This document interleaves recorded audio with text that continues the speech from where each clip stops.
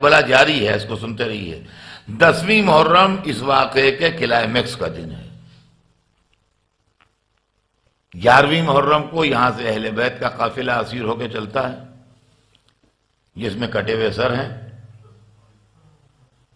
جس کے اندر سیدانیاں ہیں جو اسیر ہیں، جس کے اندر آل محمد کے خاندان کے بچے ہیں، جس میں چوتھے امام ہیں، اور یہ قافلہ کوفے پہنچتا ہے جو عراق کا سب سے بڑا شہر ہے اس وقت میں، اور عراق کا کیپٹل بھی ہے۔ 3 دن یہ قافلہ کوفے میں ٹھہرتا ہے، اور 3 دن کے بعد یہ قافلہ کوفے سے نکلتا ہے۔ روٹ پورے تاریخ میں لکھے ہیں، پورے روٹ تاریخ کے اندر لکھے ہیں۔ یہ قافلہ تکریت و موصل ہوتا ہوا شام کی طرف بڑھتا ہے۔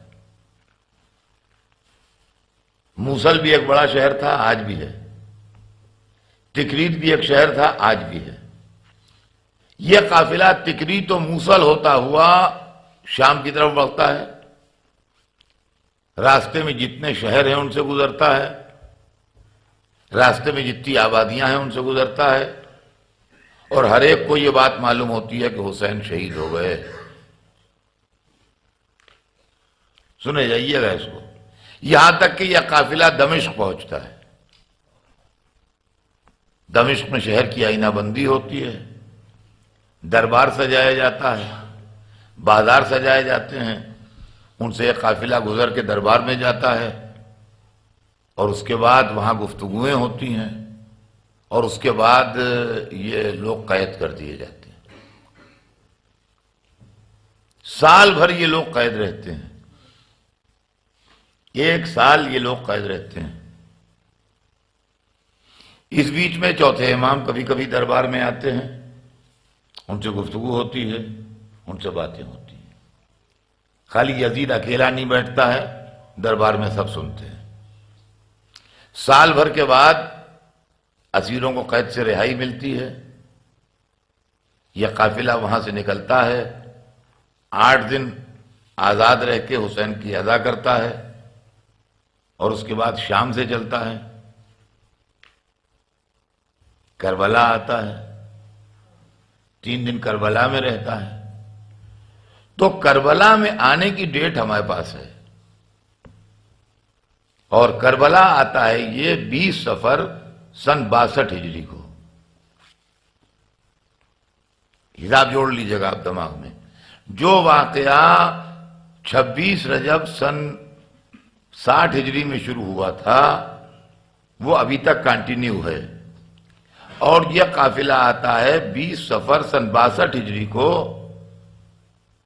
کربلا۔ تقریباً 1.5 برس سے زیادہ تو اسی میں ہو گیا، 1.5 برس سے زیادہ تو قریب اسی میں ہو گیا۔ 3 دن کربلا میں رہتا ہے، 3 دن کربلا میں رہنے کے بعد یہاں سے مدینے جاتا ہے۔ تو 20، 21، 22 یہ قافلہ کربلا میں رکا، 23 صفر کو یہ قافلہ کربلا سے چلا۔ تو ربیع الاول کی کوئی تاریخ ہوگی، اب وہ ڈیٹ ہمارے پاس نہیں ہے، تو ہم آپ کو نہیں بتا سکتے کہ ربیع الاول کی کون سی تاریخ تھی جب قافلہ مدینے پہنچا ہے۔ لیکن حساب جو لگتا ہے ڈسٹینس کا اور قافلے کے چلنے کا، اس سے یہ اندازہ ہوتا ہے کہ ربیع الاول کی کوئی ڈیٹ ہوگی، اور ربیع الاول کا 2nd ویک ہوگا غالباً، جب یہ قافلہ مدینے پہنچا ہوگا۔ تو وہ واقعہ جو شعبان رجب سن 62 ہجری سے شروع ہوتا ہے، دیکھیں غور کیجئے گا، میں پھر دھیرے دھیرے پڑھ رہا ہوں تاکہ ذہن میں رہے۔ وہ واقعہ جو رجب سن 60 ہجری سے شروع ہوتا ہے، اس کا اینڈ جو ہوتا ہے یعنی کہ وہ ربیع الاول سن 62 ہجری میں ہوتا ہے۔ یعنی پورا 1 سال سن 61 ہجری، اور رجب سے لے کے ذی الحجہ تک اتنے مہینے ادھر، اور محرم سے لے کے ربیع الاول تک 3 مہینے 2.5 مہینے ادھر کے، یہ سب کیلکولیٹ کیے تو لگ بھگ 1.25 برس کے قریب بنتے ہیں۔ سمجھے آپ؟ یہ واقعہ جو ہے یہ 1.25 برس پر چھایا ہوا ہے۔ یہ تو ہے ٹائم ڈیوریشن، اب آئیے اسپیس کو دیکھیے، جگہ سعودی عرب سے چلتا ہے جو آج کے میپ میں ہے، جس کو اس زمانے میں حجاز کہتے تھے۔ سعودی عرب کے امپارٹنٹ شہروں مدینے سے چلتا ہے، مکے ہوتا ہوا عراق میں داخل ہوتا ہے، پورا عراق پار کرتا ہے، سیریا تک پہنچتا ہے، سیریا میں رہتا ہے، سیریا سے واپس ہو کے پھر سعودی عرب آتا ہے۔ یہ جگہ، یہ ٹائم، یہ اسپیس، یہ جگہ۔ اور جو شہر نہیں گیا یہ قافلہ، کیا اور کی جگہ جن شہروں میں نہیں گیا، جیسے مصر میں نہیں گیا، مثلا مصر میں یہ قافلہ نہیں گیا، یا بصرے میں یہ قافلہ نہیں گیا، تو عقل تو یہ قبول نہیں کرتی کہ اتنے امپارٹنٹ واقعے کی اطلاع مصر میں نہ گئی ہو، یا بصرے میں نہ گئی ہو، یا حجاز کی اور شہروں میں نہ گئی ہو، یمن میں نہ گئی ہو، طائف میں نہ گئی ہو۔ یہ عقل قبول نہیں کرتی۔ جہاں یہ قافلہ نہیں گیا ہے وہاں اس واقعے کی اطلاع پہنچے گی۔ یہ ہے پورا عالم اسلام، توجہ سنیے گا، یہ ہے پورا عالم اسلام۔ یہ لوگ وہ ہیں جو رسول کے 50 برس کے اندر اندر ہیں۔ یہ بات کے لوگ نہیں ہیں کہ جن کو کہیے کہ وہ بعد میں خراب ہو گئے، ان پر دنیا نے اپنا اثر کر لیا، ان پر حالات نے اپنا اثر کر لیا، وہ بک گئے، وہ ایسے ہو گئے، وہ ویسے ہو گئے۔ یہ سب ہیں رسول کے 50 برس کے 50 ایئرس کے اندر اندر کے لوگ، اور یہ سب قتل حسین کے اندر یا تو شریک ہیں، تلواریں لیے ہوئے، نیزے لیے ہوئے، تیر و کمان لیے ہوئے، یا قتل کرنے والوں کو مدد پہنچا رہے ہیں، سامان دے کے، رسد دے کے، سواری کے جانور دے کے، پیسے دے کے ان کو مدد پہنچا رہے ہیں۔ اور اگر اتنا بھی نہیں کر رہے ہیں تو اپنے گھر کے دروازے بند کیے ہوئے اس واقعے کو سن کے چپ کے بیٹھے ہیں اور منہ سے نہیں بول رہے ہیں۔ اور ہمایام نے تو اس کے اندر آپ کو 3 طرح کے لوگ ملیں گے، پورے اس کے اندر کئی کنٹریز شامل ہیں۔ اب آج کے میپ میں اگر آپ دیکھیے تو ایک کنٹری انوالو نہیں ہے، اس کے اندر کئی کنٹریز انوالو ہیں۔ اس کے اندر کئی کنٹریز کے لوگ جو ہیں، جو سب یا صحابی ہیں یا تابعی ہیں، جو سب یا صحابی ہیں یا تابعی ہیں، یہ سب لوگ یا قتل حسین میں شریک ہیں کہ قتل کر رہے ہیں، تیر مار رہے ہیں، نیزہ چلا رہے ہیں، تلوار چلا رہے ہیں، پتھر پھینک رہے ہیں، یا قاتلوں کو کوآپریشن دے رہے ہیں اور ان کی مدد کر رہے ہیں۔ اور اگر یہ بھی نہیں کر رہے ہیں تو اپنے گھر کے دروازے بند کیے ہوئے چپ چاپ بیٹھے ہیں اور اس واقعے کو کنڈم نہیں کر رہے ہیں، اس واقعے کو برا نہیں کہہ رہے ہیں، بلکہ خاموش اپنی جان بچائے ہوئے چپ کے بیٹھے ہیں۔ یہ 3 طبقے ہوئے، ایک وہ جنہوں نے قتل کیا، ایک وہ جنہوں نے ظلم کیا قاتلوں کو کوآپریشن دے کے، اور ایک وہ جو چپ کے بیٹھے رہے، منہ سے کچھ نہیں بولے۔ ہم کو جو ہمارے معصوم نے بتایا ہے وہ کیا ہے کہ ان کے ساتھ کیا بیہیویئر رکھو۔ آپ زیارت میں کیا پڑھتے ہیں؟ لعن اللہ امتن قتلت کا، ولعن اللہ امتن ظلمت کا، ولعن اللہ امتن سمیت بذالک فرض بے۔ یا ابا عبداللہ، ہم ان پر بھی لعنت کرتے ہیں جنہوں نے آپ کو قتل کیا، ان پر بھی لعنت کرتے ہیں جنہوں نے آپ پر ظلم کیا، ان پر بھی لعنت کرتے ہیں جو سنتے رہے اور چپ کے بیٹھے رہے، کچھ نہ بولے۔ معلومہ یہ عالم اسلام پورے کا پورا اتنا بڑا، اتنے زمانے تک پھیلا ہوا، اتنی جگہ تک پھیلا ہوا، اس کے اندر جو لوگ تھے یا قاتل تھے یا ظالم تھے یا ظلم پر راضی رہ کے خاموش تھے، یہ سب رسول کے 50 ایئرس کے اندر تھے۔ دیکھیے یہ ذہن میں رکھیے گا، یہ رسول کے 50 ایئرس کے اندر تھے۔ ہم رسول کے 1400 برس کے بعد ہیں۔ یہ رسول کے 50 ایئرس کے اندر تھے، ہم رسول کے 1400 برس کے بعد ہیں۔ ہمارے پاس ڈائریکٹ روایت نہیں آئی ہے، ڈائریکٹ تفسیر نہیں آئی ہے، ڈائریکٹ حدیث نہیں آئی ہے، ڈائریکٹ احکام اسلامی نہیں آئے ہیں، ڈائریکٹ معنی قرآن نہیں آئے ہیں، ہمارے پاس آئے ہیں راویوں کے سلسلے سے۔ راویوں کا سلسلہ جو ہوتا ہے وہ زنجیر کی طرح سے ہوتا ہے، جیسے زنجیر ہے، چین ہے، کہ اس نے رسول اللہ سے سنا، اس نے اس سے کہا، اس نے اس سے کہا، اس نے اس سے کہا، اس نے اس سے کہا، اس نے اس سے کہا، اس نے اس سے کہا، اس نے ہم سے کہا، یہ لائن بنتی ہے۔ اس کے اندر پہلی کڑیاں جو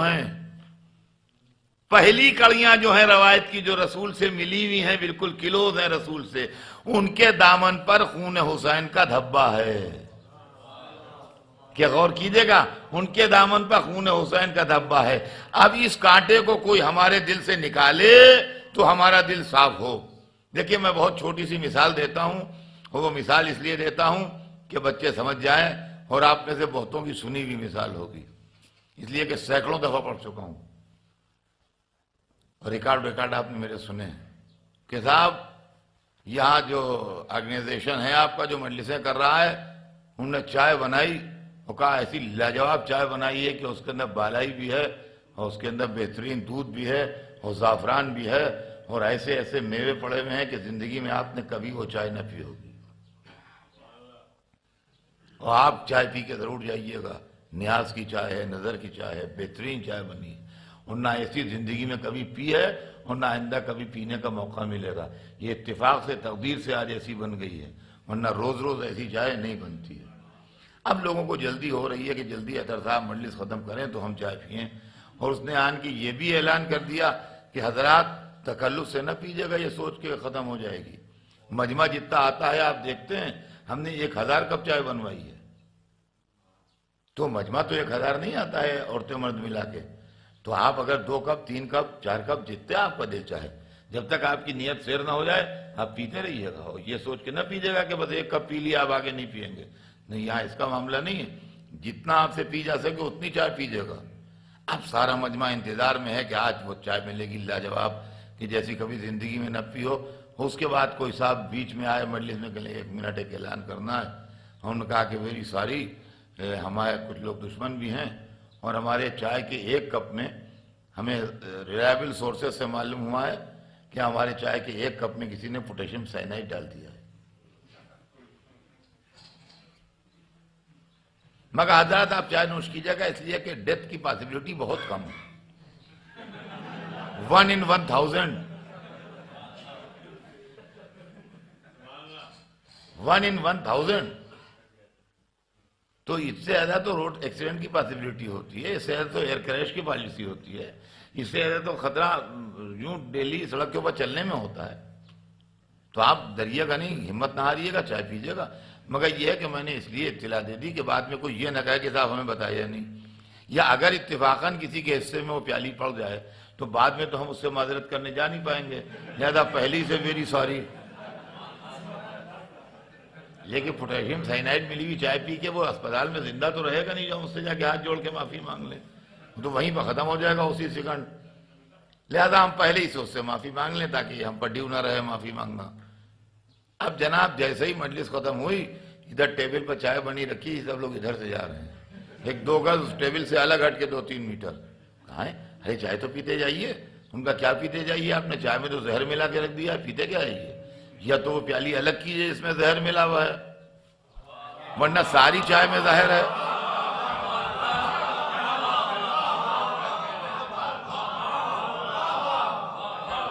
یا تو وہ پیالی الگ کر دیجئے، آپ تحقیق کر کے اس میں زہر ملا بھائی، ہم نے اٹھا کے پھینک دیا، اب سب چائے ٹھیک ہے، اور ورنہ پھر 1000 پیالیوں میں زہر ہے، یہ سمجھ لیجئے۔ اگر آپ وہ پیالی الگ نہیں کر پا رہے ہیں، وہ پیالی انہی پیالیوں میں ملی ہوئی ہے، تو پھر ایک پیالی میں زہر نہیں ہے، پھر ہر پیالی میں پوٹیشیم سائنائڈ ہے، اور پوری چائے آپ کو پھینکنا پڑے گی، کوئی زبان پر نہیں رکھے گا، اور ہر ایک یہی کہے گا صاحب زہر ملا کے تم نے چائے رکھی تھی، کون پیتا؟ تو معلوم ہوا کہ اگر 1000 پیالیوں میں سے ایک میں پوٹیشیم سائنائڈ مل جائے تو کوئی پینے پر تیار نہیں۔ عالم اسلام میں جو راوی ہیں اور محدث ہیں اور مفسر ہیں اور علماء ہیں، ان سب میں خون حسین ملا ہوا ہے، ہم ان سے اسلام کیسے لے لیں؟ सलावत भेज दें मोहम्मद और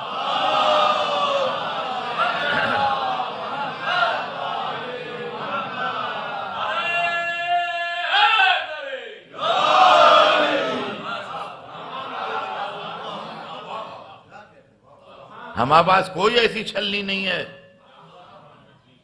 जिसमें हम छान के ये बता सकें कि ये लोग कत्ल हुसैन में इन्वॉल्व थे और ये नहीं इन्वॉल्व थे, ये शरीक थे और ये शरीक नहीं थे। पूरा मुआशरा जिम्मेदार है उस वाक़े का जो हुआ करबला में। लिहाजा अब जब सब इसके अंदर शरीक हो गए और सबके दामन धब्बेदार हो गए तो इस्लाम हम किससे लें? अगर मासूमों की पनाहगाह न होती तो यह आदमी यजीदी बन के रहता या इस्लाम छोड़ देता। सलावत भेज दें मोहम्मद।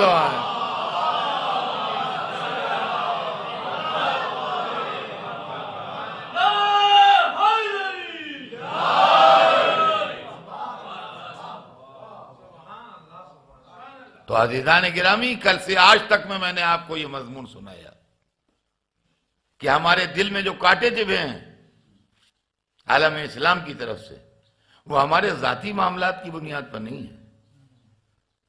ऐसा नहीं है कि हमारी प्रॉपर्टी किसी ने छीन ली है या हमारे जायदाद पर किसी ने कब्जा कर लिया है, या हमारी लड़की कहीं ब्याही भी थी उसको परेशानी हो रही है। इस नौइयत का कोई, इस नेचर का कोई मामला नहीं। मसला यह है कि हम मुसलमान हैं आखिरत के लिए, हम बाद के मुसलमान हैं, उस जमाने के मुसलमान नहीं। मैं इतराज़न नहीं कह रहा हूं, लेकिन हम जो मुसलमान हैं तो अपने खर्चे पर मुसलमान हैं। जी हाँ, हम अपने खर्चे पर मुसलमान हैं। अपने खर्चे पर क्या मुसलमान हैं? इसलिए कि ना हमको अफ्रीका का खुम्स मिलने वाला है, न हमको मिस्र का माले गनीमत मिलने वाला है, न हमको रय की हुकूमत मिलने वाली है।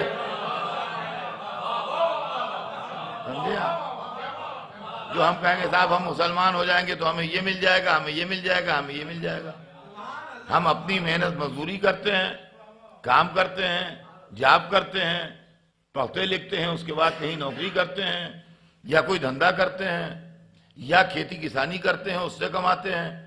बात जो भी जरिया माश जिसका है, अलग अलग है, लेकिन जो भी जिसका जरिए माश है उसके जरिए से वो खुद कमाता है, खुद खाता है।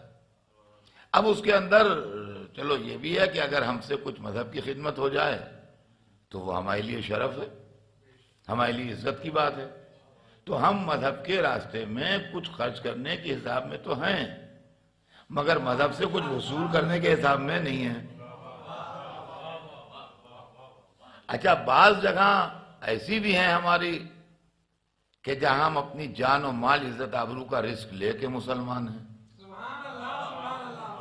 देखिए सही, जहां हमारी तादाद कम है, जहां दूसरे लोग ज्यादा हैं, जहां बराबर क्रिमिनल राइट्स होते हैं, जहां हंगामे होते हैं, वहां के ऊपर यह भी है कि हम मुसलमान हैं तो हमको कभी कभी डिस्क्रिमिनेशन का भी शिकार होना पड़ता है।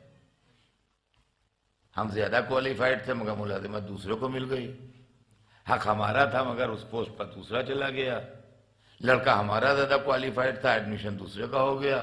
ये सब भी झेलना पड़ता है, इसके बाद भी मुसलमान हैं।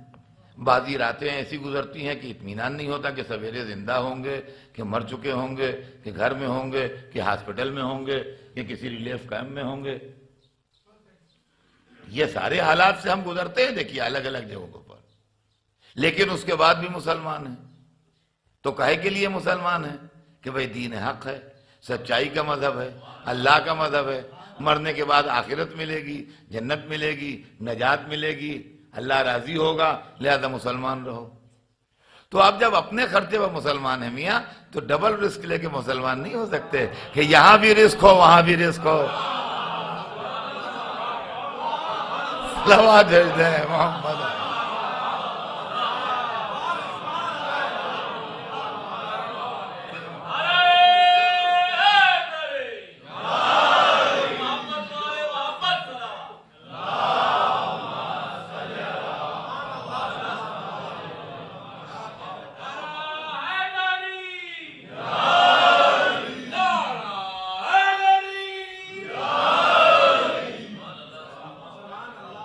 تو اب یہ مطالبہ جو ہے ڈبل رسک لے کے مسلمان ہونے والا، یہ مطالبہ جو ہے جناب ذرا خطرناک ہے۔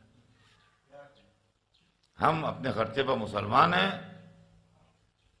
اور آخرت کے لیے مسلمان ہیں، رضا خدا کے لیے مسلمان ہیں، حکم پیغمبر سے مسلمان ہیں، مغفرت کے لیے، صراط مستقیم کے لیے۔ تو ہمارا فرض ہے کہ ہم معاملے کو ٹھوک بجا کے اچھی طرح دیکھ لیں تاکہ ہم کسی غلط فہمی کا، کسی مس انڈرسٹینڈنگ کا شکار نہ ہوں۔ تو عزیزان گرامی، یہ ہمارے دل میں کانٹے چبھے ہوئے تھے، اس لیے ہم نے دور سے ہاتھ جوڑ لیے کہ ہم ان سے اسلام نہیں لیں گے۔ اب ہمارا فرقہ جو ہے وہ صرف انہی حدیثوں کو بلیو کرتا ہے اور صرف انہی روایتوں کو مانتا ہے جو ائمہ معصومین کے ذریعے ہم تک آئیں۔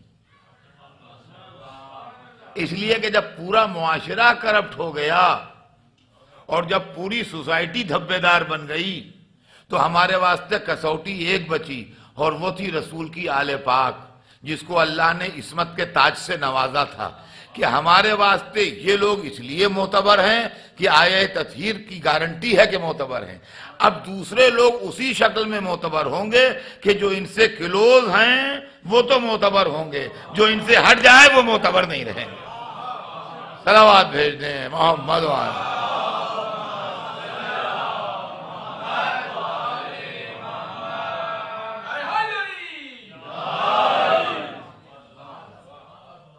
تو عزیزان گرامی، یہ جو ہم پر اعتراض ہے کہ ان سے نہیں لیتے، ان سے نہیں لیتے، ان سے نہیں لیتے، اور ان سے نہیں مانتے، ان سے نہیں مانتے، میں نے آج سے 3 دن پہلے بہت ڈیٹیل سے آپ کو صدر اول سمجھایا تھا کہ صدر اول کیا ہے، ارلی پیریڈ آف اسلام، جس کے اندر صحابہ ہیں، تابعین ہیں اور تبع تابعین ہیں۔ یہ صدر اول کی کہانی ہے پوری، جو میں نے آپ کو سنا دی، جو رسول اللہ کے 50 برس کے اندر اندر کی کہانی ہے، جو میں نے پوری آپ کے سامنے پیش کر دی۔ اس میں جناب سیدہ کا مسئلہ ہے، اس میں مولا علی کا مسئلہ ہے، اس میں امام حسن کا مسئلہ ہے، اس میں امام حسین کا مسئلہ ہے۔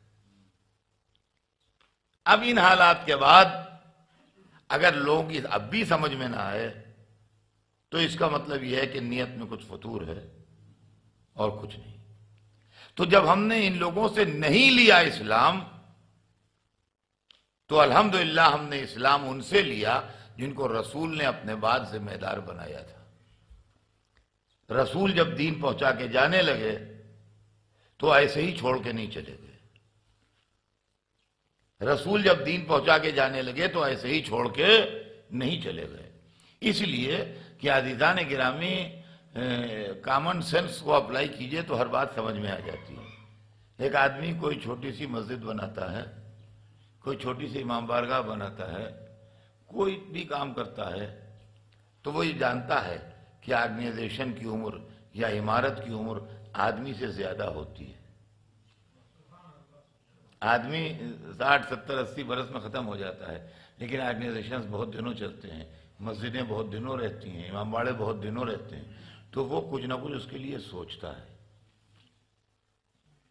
کوئی پراپرٹی، کوئی ٹرسٹ، کوئی جاگیر، کوئی جائیداد، یا 4 6 اپنے عزیزوں، دوستوں، محلے کے لوگوں کی ان کی کمیٹی، کوئی ول، کوئی اس کے لیے کانسٹیٹیوشن، کوئی دستور کہ بھئی ہم نہ رہیں گے تو اس کو کون چلائے گا، کیسے چلے گا، یہ معاملہ کیسے ہوگا، مسجد ہے تو اذان کیسے ہوگی، پیش نماز کہاں سے آئے گا، امام باڑہ ہے تو مجلسیں کہاں سے ہوں گی، یتیم خانہ ہے تو یتیم بچوں کی پرورش کیسے ہوگی، پور ہاؤس ہے تو غریب لوگ کیسے رکھے جائیں گے، یا کوئی اسکول بناتا ہے، کالج بناتا ہے، جو بھی کرتا ہے وہ اپنے بات کے واسطے کوئی نہ کوئی انتظام کر کے جاتا ہے۔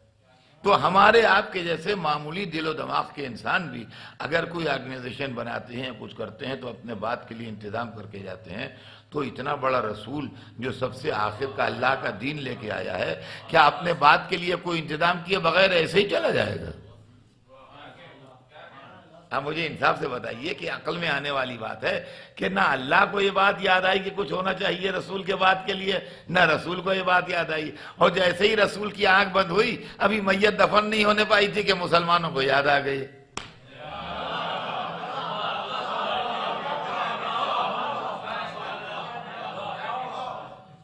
بھیا تو اس کا مطلب یہ ہے کہ مسلمان اللہ سے بھی ماذ اللہ زیادہ انٹیلیجنٹ ہیں اور رسول.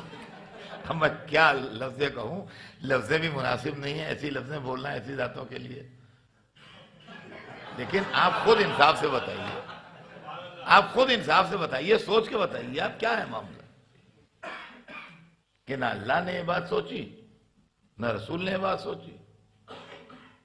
اور جیسے ہی رسول کی آنکھ بند ہوئی، ابھی میت دفن نہیں ہوئی تھی، مسلمانوں نے سوچ لی اور ارینجمنٹ کر لیا. تو عزیزان گرامی ایسا نہیں ہے. جبکہ ایکسپیرینس بھی ایک ہوتا ہے ماضی کا. آپ کی سوسائٹی یہاں بہت نئی ہے، آپ کو اس کا اندازہ نہیں، لیکن آپ ہندوستان، پاکستان، دوسرے ملکوں میں جہاں 100 برس سے، 200 برس سے، 500 برس سے کمیونٹی آپ کی بستی آئی ہے، لکھنؤ ہے، حیدرآباد ہے، لاہور ہے، مثلاً ایسے ٹھکانے ہیں جہاں کے اوپر کراچی ہے جہاں سینکڑوں سال سے لوگ اسٹیبلش ہیں، امام باڑے ہیں، کربلائیں ہیں، یہ ہیں. وہاں پاسٹ کا ایکسپیرینس ہی بہت کاؤنٹ ہوتا ہے. اسلام رسول اللہ لے کے نہیں آئے تھے، پہلے نبی حضرت آدم تھے. ایکسپیرینس نے یہ بتایا کہ جب آدم چلے گئے تو آدم کے بیٹے بہک گئے آگے بڑھ کے، اور انہی میں کافر پیدا ہوئے جنہوں نے حضرت نوح کو پتھر مارے اور جن پر عذاب آیا پانی کا اور جو ڈوب گئے. پھر حضرت نوح نے اس دنیا کو دوبارہ آباد کیا تو بڑے نیک و مومن بندے تھے جو حضرت نوح کے ساتھ کشتی میں بیٹھے تھے، پاک و پاکیزہ اللہ کے پیارے بندے. انہی پیارے بندوں کی نسل میں ایسے بدماش بندے پیدا ہوئے کہ نمرود جیسے نے دعویٰ خدائی کیا. یہ آسمان سے الگ سے نہیں ٹپکا تھا، بعد میں یہ انہی لوگوں کی نسل سے تھا جنہوں نے نوح کی کشتی میں نجات پائی تھی. جناب ابراہیم نے حق کا پرچم بلند کیا اور نمرود کو زیر کیا اور کفر کو زیر کیا، لیکن اس کے بعد انہی اچھے لوگوں میں سے جو حضرت ابراہیم پر ایمان لائے تھے ایسے لوگ پیدا ہو گئے کہ جناب موسیٰ کو آنا پڑا اور جناب موسیٰ نے آن کے ہدایت کی. جناب موسیٰ بہت بڑے نبی تھے، بڑے شان و مرتبے والے نبی تھے، لیکن جب وہ دنیا سے رخصت ہو گئے تو انہی کی امت میں گمراہی پھیل گئی اور بے دینی پھیل گئی، یہاں تک کہ حضرت عیسیٰ جیسے نبی کو آنا پڑا. اور جب جناب عیسیٰ آسمان پر بلند ہو گئے تو انہی کے ماننے والوں میں اور انہی کے عقیدت مندوں میں گمراہی پھیلی. سرکار دو عالم آئے. ہوا کہ نہیں ہوا؟ یہ ماضی کا ایکسپیرینس بچوں کو معلوم ہے، کوئی نئی بات نہیں ہے جو آپ پہلی دفعہ سن رہے ہو.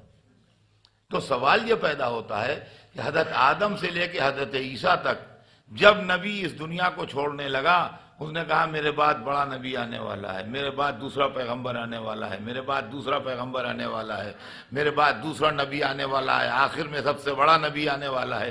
سارے پیغمبروں کی پیشین گوئیاں ہیں،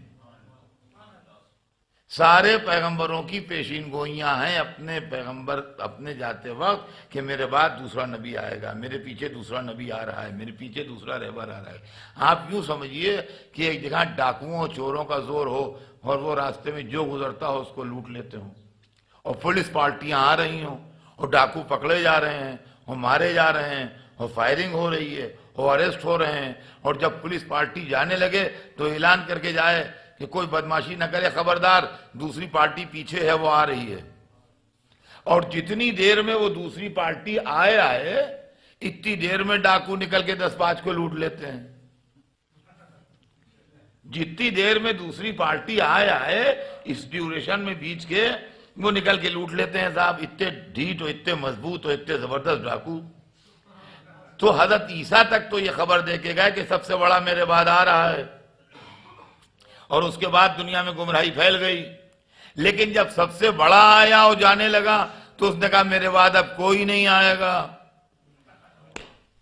تو وہ انفیئر ایلیمنٹ جو ہر نبی کے بعد آن کے گمراہی پھیلاتا تھا، جب یہ سن لے گا کہ اب کوئی نہیں آئے گا تب تو بستر بچھا دیں گے وہاں لوٹنے کے لیے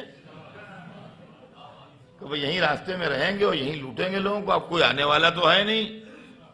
تو یا تو اللہ یہ کرتا کہ جب رسول کو دنیا سے رخصت کرتا تو شیطان کو بھی اٹھا لیتا تاکہ دنیا میں گمراہی پھیلانے والا نہ رہے، اور شیطان رہے اور رسول نہ رہیں اور ہم رہیں اور ہم لٹ جائیں تو ذمہ داری کس پر ہے؟ اب آپ مجھے بتائیے ذمہ داری کس پر ہے؟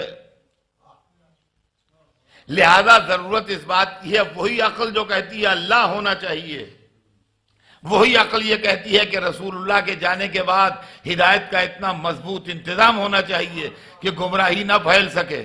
شاید اسی لیے اللہ نے حبیب سے کہا تھا کہ اگر یہ نہ پہنچایا تو کچھ نہ پہنچایا، اس لیے کہ ساری بلڈنگ کولیپس ہو جائے گی اگر یہ نہ ہوا۔ صلوات بھیجو۔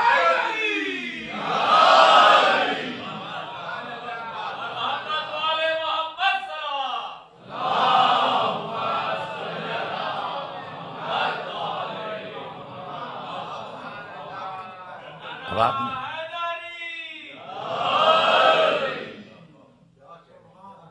تو ایک طرف تو اللہ نے ولایت کے ذریعے اور امامت کے ذریعے مضبوط انتظام کیا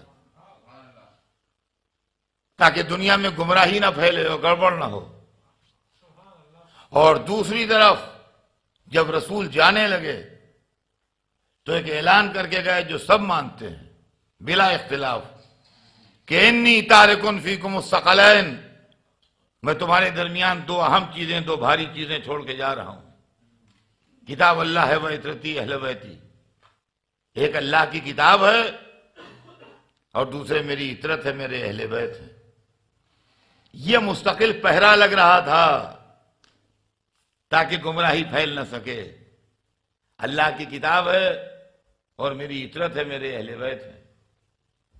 ما ان تمسکتم بہما لم تضلوا بعدی، جب تک تم ان دونوں کے ساتھ رہو گے میرے بعد کبھی ہرگز گمراہ نہیں ہوگے۔ وَإِنَّهُمَا لَن يَفْتَرِقَا حَتَّى يَرِدَ عَلَيَّ الْحَوْض، اور یہ دونوں آپس میں ایک دوسرے سے الگ نہیں ہوں گے یہاں تک کہ میرے پاس حوض کوثر پر پہنچ جائیں۔ تو اب یہ کتاب کیا ہے اور اہل بیت کیا ہے؟ کتاب ہے قانون، اہل بیت ہے تشریح قانون۔ قانون بھی اللہ کا ہوگا، تشریح قانون کرنے والا بھی اللہ کا ہوگا، جب ہی ہدایت پھیلے گی۔ تو عزیزان گرامی، ان حالات کی روشنی میں ہمارا یہ فیصلہ ہوا کہ ہم دین کو آل محمد سے سمجھیں گے۔ اب آئیے، دین میں نے عرض کیا کہ دین جو اصل ہے وہ فروع اصول دین ہے، جو حضرت آدم سے لے کے آج تک کبھی نہیں بدلے، جو دل میں رہتے ہیں اور جو عقل کی بنیاد پر سمجھے جاتے ہیں۔ اس کی وجہ یہ ہے کہ کہنے سننے سے مان لینے والی بات جو ہوتی ہے، تو آج میرے کہے سنے میں آپ آ گئے، میری مان لی، کل ان کے کہے سنے میں آ گئے، ان کی مان لی۔ لہذا کہے سنے کی بات نہیں ہے کہ ابا ہمارے کہہ کے گئے تھے کہ اللہ ایک ہے، ابا کہہ گئے تھے اللہ ایک ہے تو نہیں ہے۔ آپ بتائیے، آپ کی سمجھ میں آتا ہے کہ ایک ہے؟ مولانا نے کہہ دیا ہے، ہم اپنے مولانا بہت اچھے ہیں، وہ غلط بات نہیں کہتے، انہوں نے بتایا کہ اللہ ایک ہے۔ تو اس کا مطلب یہ کل کو اگر کسی بات پر آپ مولانا سے ناراض ہو گئے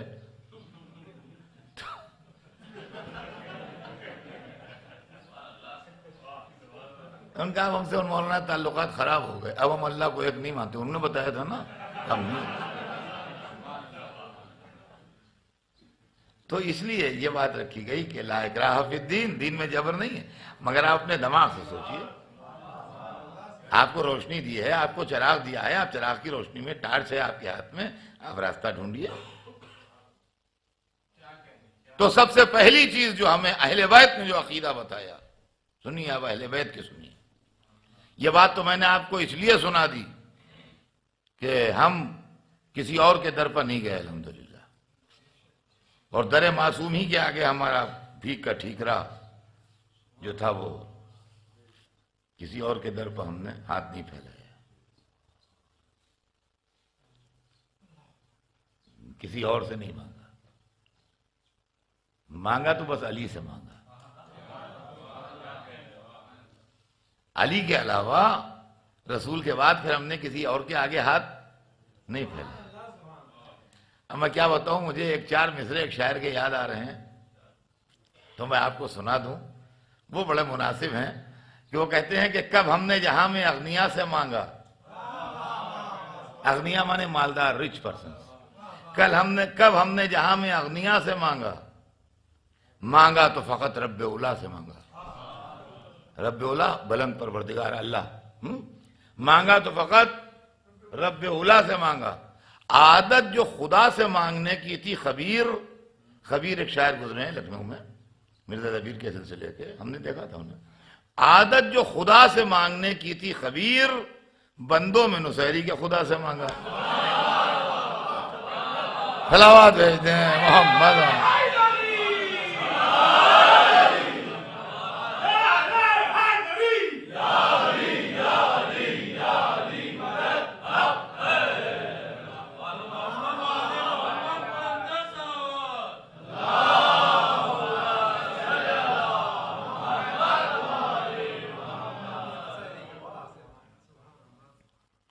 تو ہم نے در اہل بیت سے لیا اور کسی سے نہیں لیا، اور انہوں نے ہم کو اللہ کے لیے بتایا۔ اب سنیے، اول توحید،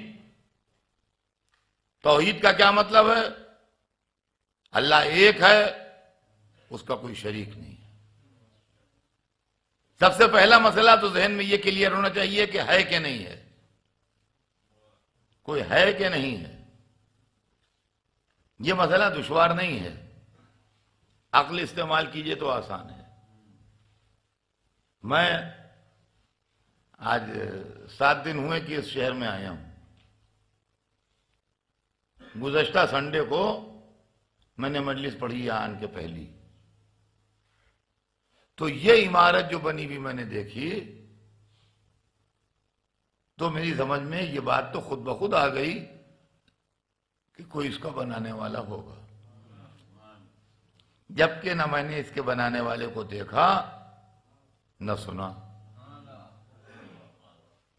تو یہ پوری کائنات جو ہے، کیا اس کو دیکھ کے انسان کی سمجھ میں اتنا نہیں آتا کہ اس کا کوئی بنانے والا ہوگا؟ ایک بات، کوئی ہے۔ دوسری بات، ان کا نیچر نے بنا دیا، کوئی بنانے والا نہیں، نیچر نے بنا دیا، نیچر نے ہمیں بنا دیا۔ نیچر پہاڑ بنا لے گا، درخت بنا لے گا، دریا بہا لے گا، فرض کیجئے، یہ میں فرض کر رہا ہوں، نہیں ہم کو نہیں بنا پائے گا، ہم نیچر کے بس کے نہیں ہیں۔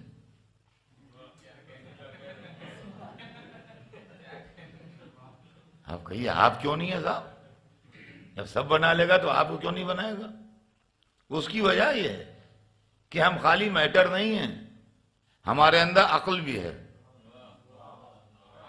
اور میٹر جو ہے اس کے پاس سب کچھ ہے، عقل نہیں ہے۔ اب اس نقطے کو سوچیے، غور کیجئے کہ یہ کیا معاملہ ہے۔ مٹیریل جتنا بھی ہے دنیا میں، اس کے پاس عقل نہیں ہے۔ 1000 مائنس جو ہیں وہ مل کے ایک پلس نہیں بنا پائیں گے۔ اس مجلس میں مان لیجئے 200 آدمی بیٹھے ہوئے ہیں اس وقت حال میں، اور ایک فقیر آتا ہے، ہر ایک سے کہتا ہے کچھ دے دو، اور سب کہتے ہیں نو،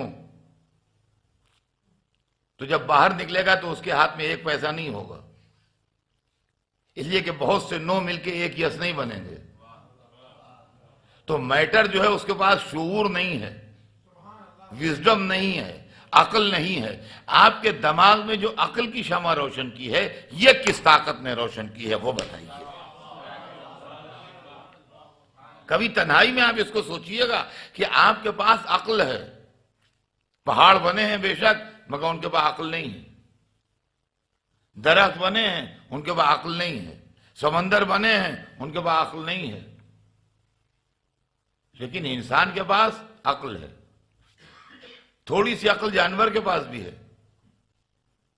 لیکن کہتے ہیں بھائی فزیکل معاملہ، تو فزیکل اسٹرینتھ میں تو وہ ہم سے زیادہ ہیں۔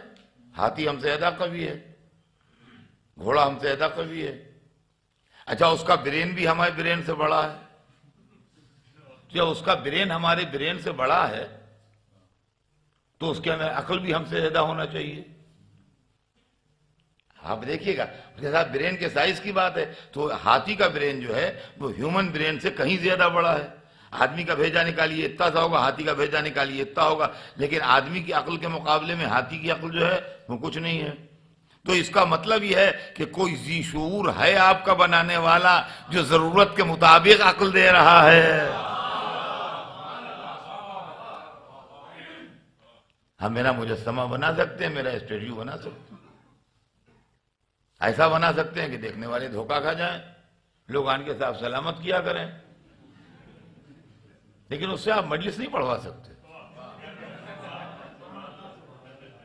سمجھے آپ؟ اس لیے کہ صورت بنا دیں گے، میٹر جمع کر دیں گے آپ، لیکن دماغ کے اندر عقل کی شمع نہیں روشن کر پائیں گے آپ. عقل کی شمع روشن کرنے والا کوئی ذی شعور ہونا چاہیے. تو وہ لوگ جو اللہ کو سمجھنا چاہتے ہیں وہ چاہے کائنات کو دیکھ کے سمجھ لیں، چاہے اپنی فکر کو دیکھ کے سمجھ لیں کہ یہ فکر جو پیدا کی ہے یہ مادے نے نہیں پیدا کی ہے، یہ کوئی اس سے سپر ہے جس نے پیدا کی. اب سوال یہ پیدا ہوتا ہے کہ وہ ایک ہی کیوں ہے؟ بھائی کئی نے مل کے بنائی ہوگی، ٹیم ورک ہے. توحید کا مطلب تو یہ ہے کہ آپ یکتائی کے ساتھ اسے مانیے کہ وہ ایک ہے. اللہ جو ہے وہ ایک ہے، تو یکتائی کے ساتھ اسے مانیے کہ وہ ہے بھی، اس کے پریزنس کو بھی مانیے اور اس کی وننس کو بھی مانیے، یکتائی کو بھی مانیے. یہ توحید کا پورا مفہوم ہے. توحید کا پورا صرف اتنا نہیں ہے کہ اللہ ہے، نہیں، اللہ بھی ہے، اس کے علاوہ بھی ہے. نہیں، لا الہ الا اللہ، نہیں ہے کوئی اللہ سوائے اللہ کی. نفی پہلے ہے، انکار پہلے ہے، اقرار بعد میں ہے. تو اب وہ ہے تو چلو ٹھیک ہے. باشعور طاقت ہے کوئی جس نے ہم کو شعور دیا ہے. جانوروں کو بھی اتنا شعور دیا ہے جتنی ان کو ضرورت ہے، لیکن ہم کو اتنا شعور دیا ہے جتنی ہم کو ضرورت ہے. وہ خدمتگار کی حد میں بنائے گئے ہیں تو ان کو اتنا شعور ہے، ہم مالک کی حد میں بنائے گئے ہیں تو ہمیں اتنا شعور ہے. کیا غور کیجئے گا. اب یہ کہ وہ ایک ہے اور دو نہیں ہے. اچھا فرض کر لیجئے دو ہیں،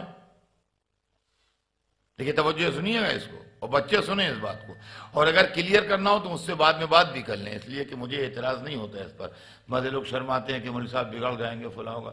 بگڑتا نہیں ہوں میں، جو پڑھ رہا ہوں تو لوگوں کو اس بات کا پورا حق ہے کہ وہ اس کے سلسلے میں کوئی ایکسپلینیشن اگر چاہیں تو مجھ سے کر سکتے ہیں. میں ان کا رائٹ تسلیم کرتا ہوں، اس لیے بگڑتا نہیں ہوں. یہ بچوں کی بات نہیں، بچے نہیں بڑے بھی اگر کچھ کلیئرنس چاہیں تو میں بات کرنے کو تیار. ہے تو ایک کیوں ہے صاحب؟ دو ہوں، دو کیوں نہیں ہے، ایک کیوں ہے؟ اب سنیے، دو کیوں نہیں ہے، ایک کیوں ہے؟ یہ دو میں سے ایک جو ہے یہ اکیلا اس پوری کائنات کو بنا سکتا ہے کہ نہیں؟ یہ دو نے مل کے اگر بنائی ہے تو ان دو میں کا ایک جو کوئی ہے وہ اکیلا اگر چاہتا تو بناتا یا نہ بناتا؟ یا جواب یس میں ہوگا یا نو میں ہوگا. بھئی دو ہی شکلیں ہیں. یا آپ کہیں گے کہ نہیں بھائی اکیلا نہیں بنا سکتا تھا، اتنا بوجھا ہے اکیلے کیسے اٹھ جائے گا، دو نے مل کے اٹھایا. تو مطلب یہ ہوا کہ ایک اکیلا کمپیٹنٹ نہیں ہے. جو کمپیٹنٹ نہ ہو وہ اللہ نہیں ہوتا. پھر ڈھونڈیے کسی کو جس نے ان دو کو بنایا ہے.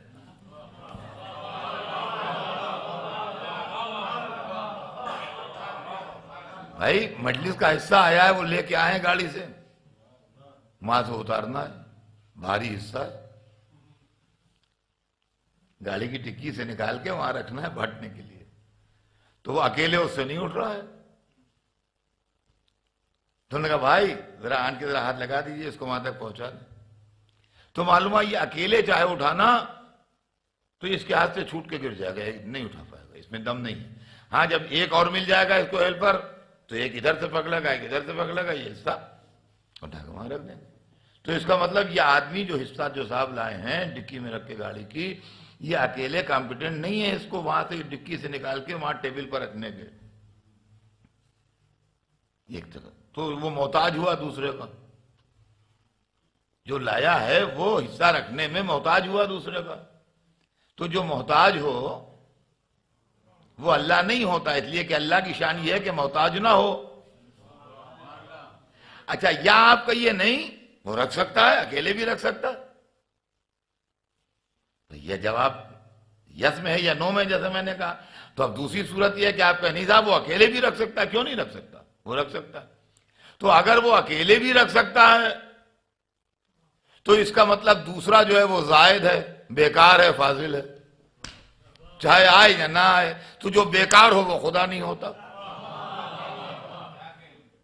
جو زائد ہو، فاضل ہو، جس کی ضرورت نہ ہو، خواہ مخواہ ہو، وہ اللہ نہیں ہے. اور ہم نے تو اللہ بھی ہے، اللہ کو مانیے اور ایک مانیے. اور اگر ڈیٹیل میں آپ کو سمجھنا ہے تو الحمدللہ نہج البلاغہ یہاں بھی موجود ہوگی. ماشاءاللہ آپ کے پاس عالم دین بھی موجود ہیں. آپ نہج البلاغہ میں مولا علی کا وہ خطبہ پڑھیے، ٹرانسلیشن سے پڑھیے. ٹرانسلیشن سے بھی اگر وضاحت نہ ہو تو مولانا سے اس کو سمجھیے. امیر المومنین نے نہج البلاغہ میں وحدانیت پروردگار کے اوپر جو ارشاد فرمایا ہے وہ وحدانیت کے راستے میں ایک روشن چراغ. اور الحمدللہ مجھے یقین ہے، میں نے یہاں کی کوئی لائبریری دیکھی نہیں ہے، ایسا نہیں، مگر ایک علم ہوتا ہے آدمی کو، علم اجمالی. اس سے مجھے یقین ہے کہ ایسا نہیں ہے کہ اس بستی میں، اس شہر میں نہج البلاغہ نام کی کتاب نہ ہو. الحمدللہ ہوگی اور ضرور ہوگی. آپ اس کو پڑھیے. اور عزیزان گرامی، اللہ کو سمجھنے میں ہمیں روشنی مولا علی سے ملی. بس واقعہ سن لیجئے اور بات نہیں. علی نے رہنمائی کی، قربان جائیے علی کے. دہریہ آیا جو کچھ نہیں جانتا، ایتھیسٹ، انہوں نے کہا میں کچھ مانتا ہی نہیں، کچھ نہیں، نہ نبی، نہ پیغمبر، نہ کتابیں، نہ آسمان، نہ زمین، نہ دین، نہ شریعت، کچھ بھی نہیں. میں تو کچھ بلیو ہی نہیں کرتا. ہم جیسے درخت پیدا ہوئے، مر گئے، جانور پیدا ہوئے، ختم ہو گئے، ہم بھی اسی طرح سے ہیں.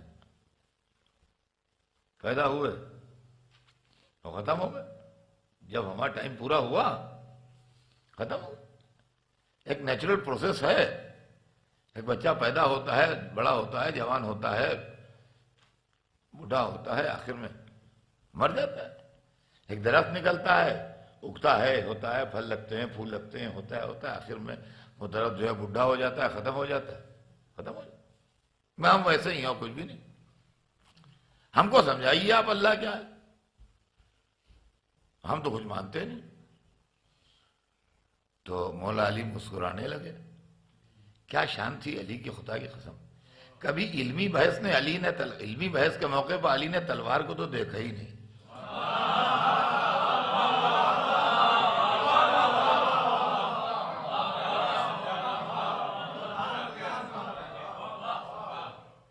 جب علمی بحث کرنے کو ہی آتا تھا اور مسئلہ پوچھنے آتا تھا، اس وقت علی کی خوش مزاجی قابل دید ہوتی تھی. کبھی تلوار کی طرف تو جھک کے دیکھا ہی نہیں کہ ہے بھی کہ نہیں.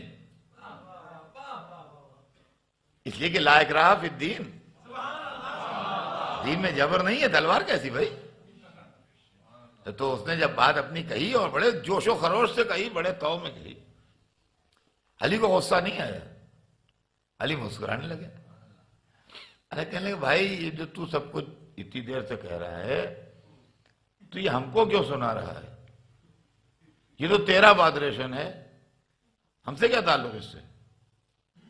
کہے جی میرا بادریشن کیا ہے؟ ہمیں آپ سے کہتا ہوں آپ جواب دیجئے. آپ کہتے ہیں تیرا بادریشن ہے، میرا بادریشن نہیں ہے. تو مولا نے کہا کہ ہاں بھائی بات یہی ہے، یہ سب تیرا بادریشن ہے، تو ان سب باتوں کو سوچ. میرے پاس اتنا ٹائم نہیں ہے سب سوچنے کا، نہ یہ کوئی میرے لیے کوئی پرابلم ہے. لیکن بھائی ایسا ہے کہ اگر جو تو کہہ رہا ہے وہی صحیح ہے، اگر جو تو کہہ رہا ہے وہی صحیح ہے کہ ہم لوگ درختوں کی طرح پیدا ہوتے ہیں ختم ہو جاتے ہیں، جانوروں کی طرح پیدا ہوتے ہیں ختم ہو جاتے ہیں، تو میرا گیا کیا؟ مجھے کیا پریشانی ہے جو میں پریشان ہوں؟ ارے بھائی تو بھی دنیا میں آیا، میں بھی دنیا میں آیا، تو نے بھی دنیا کو انجوائے کیا، میں نے بھی دنیا کو انجوائے کیا، تو نے بھی کھایا پیا، میں نے بھی کھایا پیا، تیرے بھی بال بچے ہوئے، میرے بھی بال بچے ہوئے، تو نے بھی لائف کو انجوائے کیا، میں نے بھی لائف کو انجوائے کیا، موسموں کو، پھلوں کو، کھانے کو، پینے کو، جو بھی زندگی میں پلیجر ہیں وہ تجھے بھی حاصل ہوئے، مجھے بھی حاصل ہوئے۔ ایک ٹائم آئے گا تو ختم ہو جائے گا، ایک ٹائم آئے گا میں ختم ہو جاؤں گا، تو میرا گیا کیا؟ میرا نقصان کیا ہوا یہ بتا؟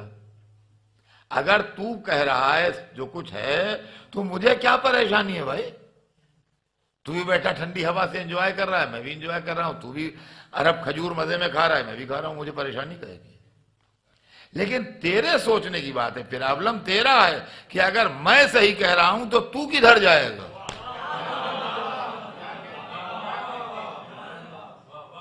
یہ میرے سوچنے ووچنے کی بات نہیں نا، میں کچھ سوچنے والا ہوں اس میں، لیکن میرے ساتھ تو کوئی مشکل ہے ہی نہیں بھائی، تو ٹھیک کہہ رہا ہے، کچھ نہیں ہے، چلو کچھ نہیں سے جو تمہارا انجام ہے وہ ہمارا انجام ہے، اس میں ہوا کیا پریشانی کیا ہوئی ہم کو؟ لیکن تم اپنی سوچو کہ اگر ہم صحیح کہہ رہے ہیں اور کوئی اللہ ہے اور کوئی حساب کتاب ہے اور کوئی آخرت ہے تو تمہارا کیا بنے گا؟ تم اپنا حساب سوچو، ہمیں کچھ سوچنے کی ضرورت ہی نہیں ہے، ہمیں تو کچھ ہے ہی نہیں، جب کچھ ہے ہی نہیں تو ہم کیا سوچیں؟ کہا بھائی علی یہ تو نئی لاجک سنا رہے ہو؟ کہا بھائی لاجک تو یہی ہے۔ تھوڑی دیر سوچتا رہا، سوچنے میں اس کو تھوڑی دیر سوچا، اس کے بعد سرنڈر کر گیا۔ کہنے لگا اچھا یہ علی بھی کلمہ پڑھواؤ۔ کہا کیوں بھائی کیا ہوا؟ بات تمہاری ٹھیک ہے، اگر میری بات صحیح ہے تمہارا کچھ نہیں بگڑے گا، لیکن تمہاری بات صحیح ہے تو میں پھنس جاؤں گا، تو سیف سائڈ وہی جدھر تم جا رہے ہو، میری سائڈ رسکی ہے بھائی۔ دیکھا ہم نے توحید کی تبلیغ یوں ہوئی ہے، توحید کی تبلیغ تلوار لے کے گلے پر تلوار رکھ کے نہیں ہوئی ہے۔ تو اول توحید، سب سے پہلا عقیدہ یہ کہ اللہ ایک ہے اور اس کا کوئی شریک نہیں ہے، وہ تنہا پوری کائنات کا مالک ہے۔ اور دوسرا عقیدہ ہے عدل۔ عدل کیا ہے؟ کہ وہ جسٹس کرتا ہے، وہ انصاف کرتا ہے۔ ایک بات میں آج بتا دوں آپ کو، کل انشاءاللہ بات آگے بڑھے گی اس لیے ٹائم آج ختم ہے، کہ پورے عالم اسلام میں اصول دین 3 ہیں اور شیعوں کے یہاں اصول دین 5 ہیں۔ پورے عالم اسلام میں اصول دین میں عدل و امامت نہیں ہے۔ توحید تو سب مسلمان مانتے ہیں، توحید، نبوت، قیامت یہ سب مانتے ہیں اور یہ ہم بھی مانتے ہیں۔ اور عدل و امامت یہ صرف ہمارے یہاں اصول دین میں ہے، بقیہ مسلمانوں کے یہاں نہ عدل اصول دین میں ہے نہ امامت اصول دین میں۔ امامت کی بات تو میں جب پڑھوں گا، جب اس کا وقت آئے گا، وہ تو ابھی پڑھنے والا نہیں ہے، لیکن عدل کے لیے ایک جملہ سن لیجئے کہ یہ بڑی عجیب بات ہے جو لوگ عدل کو نہیں مانتے ہیں۔ یہ راز میں آپ کو سنا دوں، بچوں کو سنا دوں، بڑے تو مجھ سے بہتر جانتے ہیں کہ لوگ عدل کو کیوں نہیں مانتے ہیں۔ کہنے لگے اگر عدل کو مان لیں گے، خدا کو عادل مان لیں گے تو اس کو مجبور ماننا پڑے گا۔ کیوں؟ دیکھیے افریقہ میں شتر مرغ ایک جانور ہوتا ہے، نام سنا ہوگا آپ نے۔ اس کے لیے شکاری یہ کہتے ہیں، کتابوں میں پڑھا ہے، میں نے دیکھا تو نہیں مگر کتابوں میں بہت پڑھا ہے، کہ جب اس کو شکار کرنے لوگ آتے ہیں تو وہ اپنا منہ ریت میں چھپا لیتا ہے، سمجھتا ہے میں چھپ گیا، منہ اس کا ہوتا ہے اتنا سا، باقی ہوتا ہے اتنا۔ وہ شکاری اس کو پکڑ لے جاتے ہیں، سمجھے آپ؟ شکاری اس کو پکڑ لے جاتے ہیں۔ یہ ملت مسلمہ بھی اللہ کو عادل نہ مان کے منہ ریت میں چھپائے ہے۔ یہ یزید کو بخشوانے کی ترکیب ہے کہ اللہ کو اگر ہم عادل مان لیں گے تو اس کا مطلب ہوگا قاتل کو سزا دے اور مقتول کو انعام دے، لہذا ہم عادل مانیں گے نہیں، جس کو چاہے چھوڑ دے، جس کو چاہے سزا دیتے۔ اور ہمایا ہم نے یہ بات تو میں آپ سے اب کل اس کی تو بہت تھوڑی سی گفتگو ہوگی اور اس کے بعد بات آگے بڑھے گی اور پھر امامت رسالت کے اوپر گفتگو ہماری ہوگی کہ ہم جو رسالت کے قائل ہیں وہ کیسی رسالت ہے اور عصمت جو ہے وہ کیا چیز ہے رسالت و امامت کے اندر، اور اللہ کے عقیدے میں عدالت اور رسول و امام کے عقیدے میں عصمت، یہ کیا چیز ہے جو ہمارے پاس ہے۔ اس کو میں چاہوں گا کہ میرے بچے جو ہے وہ سمجھ لیں، اچھی طرح کلیئر ہو جائے۔ لیکن آج تو بس صرف اتنی بات کہ قاتلوں کو بچانے کے لیے یہ تمنا ہے، کوشش اس کی ہے کہ ظالم بچ جائیں، قاتل بچ جائیں۔ ان کا اگر اللہ یزید کو بخش دے تو کیا قادر مطلق، کیا اللہ ہر چیز پر قادر ہے کہ نہیں؟ دیکھیں لڑکوں سے کیا بات کرتے ہیں، کس طرح مس گائیڈ کرتے ہیں۔ پہلے پوچھا اللہ ہر چیز پر قادر ہے کہ نہیں؟ ہاں بے شک۔ اب اس کو خبر کیا کہ آگے کہے گا کیا یہ کہ جو چاہے کر سکتا؟ ہاں جو چاہے کر سکتا ہے۔ ان اللہ علی کل شیء قدیر، قرآن میں لکھا ہے کہ اللہ ہر شے پر قادر ہے۔ تو ان کا پھر بھائی اگر اللہ یزید کو بخش دے تو آپ کو کیا اعتراض ہے؟ تو ہم نے کہا ہمیں کوئی اعتراض نہیں ہے، ہم بھی ویسے ہی جواب میں ہوشیار، ہم نے کہا ہمیں کوئی اعتراض نہیں، بخش دے، مگر یزید بخشا نہیں جائے گا، اس لیے کہ اللہ وہ جرائم بخشے گا جو اس کی ذات تک محدود ہے۔ نماز نہیں پڑھی بخش دے گا، چاہے بخش دے بھائی، روزہ نہیں رکھا بخش دے، حج کو نہیں گئے بخش دے۔ لیکن ایک صاحب بیوہ کا مال کھا گئے، ایک صاحب یتیموں کا پیسہ کھا گئے، تو یتیم تو بھوکوں مر گئے اور بیواؤں نے تو بھیکیں مانگی اور اللہ انہیں بخش دے، تو کیسے بخشے گا؟ جب تک وہ بیوہ نہ بخشے، جب تک وہ یتیم نہ بخشے، جب تک اللہ کیسے بخشے گا؟ مگر خدا کی قسم بے پیسے کوڑی کے وکیل بھی بڑے زبردست اور جاندار۔ اب انہوں نے دوسرا کوشچن کیا، کہنے کہ حسین کریم ہے کہ نہیں؟ ان کا بے شک کریم ہے، کریم ابن کریم، وہ بھی کریم، ان کے باپ بھی کریم، ان کا خاندان کریموں کا خاندان۔ کہنے لگے اگر حسین بخش دے تو کیا ہوگا؟ تو کریم ہے بخش دے، ان کا بخش دے، ان کو بھی اختیار ہے، مگر بخشا نہیں جائے گا۔ اب کیسے نہیں بخشا جائے گا؟ میں نے کہا کہ وہ ظلم یزید کا اثر اگر ذات حسین تک محدود ہو کے ختم ہو جاتا تو حسین بخش دیتے۔ 1400 برس سے ہم جو رو رہے ہیں یہ کس کھاتے میں جائے گا؟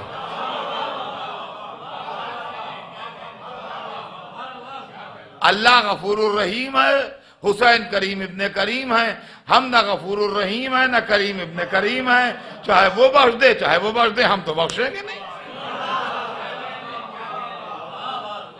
اور جب تک ہم بخشیں گے نہیں جب تک بخشا جائے گا نہیں۔ اس لیے کہ 1400 برس سے ہم جو رو رہے ہیں، ہم جو سر و سینہ پیٹ رہے ہیں، یہ کس حساب میں لکھا جائے گا صاحب؟ اور اس کا کون سا فریاد کو پہنچنے والا ہے؟ اور خدا کی قسم آج تک یہی غم حسین کے آنسو ہیں کہ جو ہماری زندگی کے لیے اور ہماری آخرت کے لیے سہارا ہے۔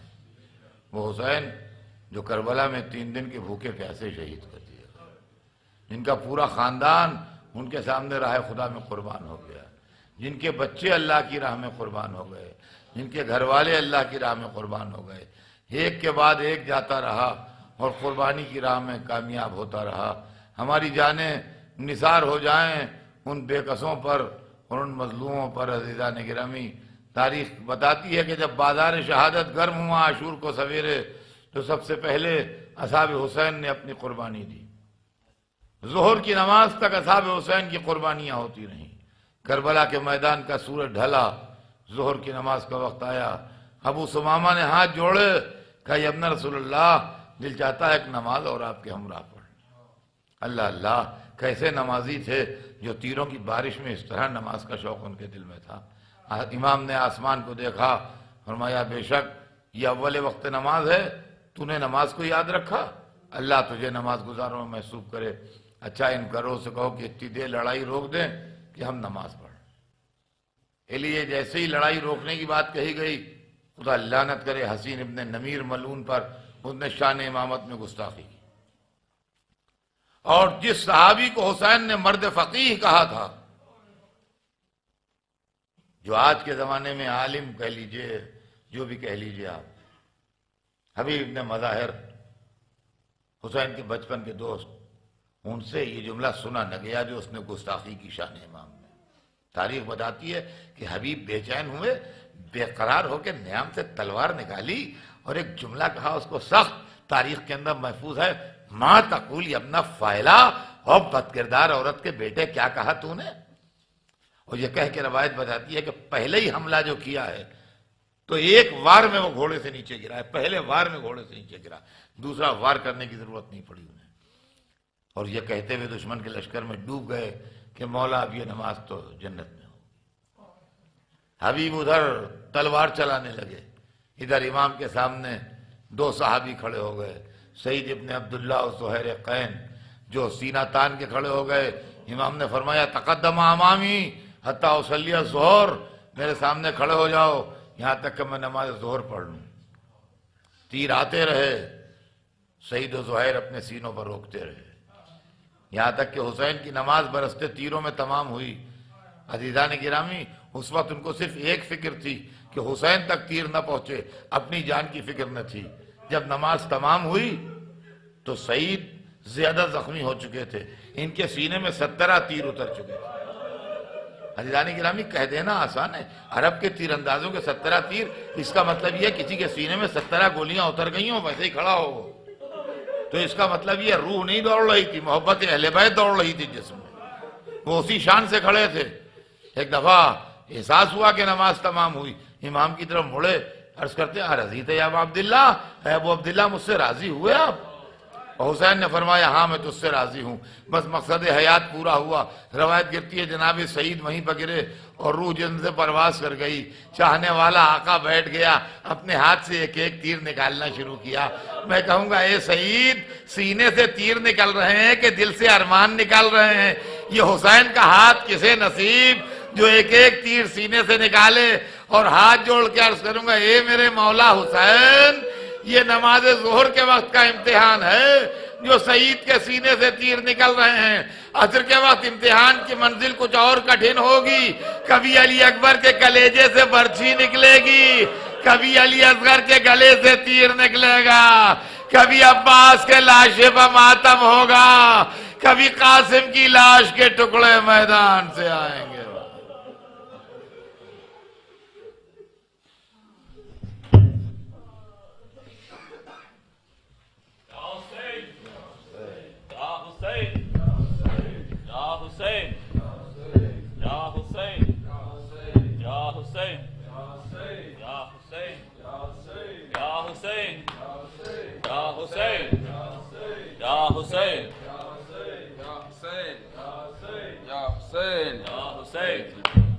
Ya Hussein.